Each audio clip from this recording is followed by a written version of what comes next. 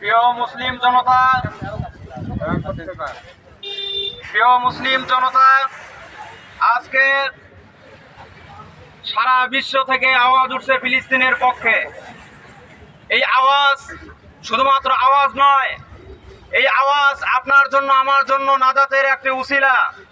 আজকে যদি আপনার গলার কণ্ঠ থাকা সত্ত্বেও, হাত পা সুস্থ থাকা সত্ত্বেও আপনি যদি আজকে আওয়াজ না দেন ফিলিস্তিনের পক্ষে, আজকে যদি আপনি আওয়াজ না উঠান, কাল কিয়ামতের ময়দানে আপনাকে জবাবদিহিতা করতে হবে। কাল কিয়ামতের ময়দানে আপনার সক্ষমতা নিয়ে প্রশ্ন তোলা হবে।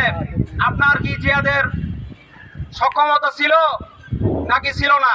রাসূল বলেছেন, কারণ কোন জায়গায় যদি অন্যায় কাজ হয় তাহলে তোমরা পারলে সেটা হাত দিয়ে বাধা দাও, যদি না পারো তাহলে মুখ দিয়ে বলো, তাও যদি না পারো অন্তর দিয়ে ঘৃণা করো। আজকে আমাদের যতটুকু সামর্থ্য রয়েছে প্রতিবাদ করার, যদি আমাদের সুযোগ হয়, যদি আমাদের সক্ষমতা সেই পর্যায়ে যায়, আমরা সবাই ফিলিস্তিনের জন্য জিহাদে চলে যাবো ইনশাআল্লাহ। প্রিয় ভাইরা আমার, আজকে শুধু আমরা আন্দোলনে নামি নাই, আজকে আমরা সম্পূর্ণরূপে জিহাদের প্রস্তুতি নিয়ে এসেছি ইনশাআল্লাহ। এই মুহূর্তে যদি আমাদের সেই সুযোগ তৈরি হয় এবং সামনেও যদি আমাদের সুযোগ তৈরি হয়, আমরা সবাই যা যা আছে তাই নিয়ে জিহাদে চলে যাবো ইনশাআল্লাহ। প্রিয় ভাইরা আমার, আজকে মুসলমান ইমানের কাছে, আজকে মুসলমানের ইমান দুর্বল।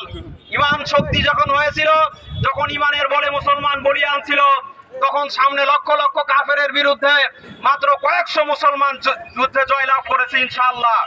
আজকে কোটি কোটি মুসলমান কিন্তু ইমান দুর্বল, কাফেরের বিরুদ্ধে কথা বলতে ভয় পায়, জুলুমের পক্ষে দাঁড়াতে ভয় পায়। এই মুসলমান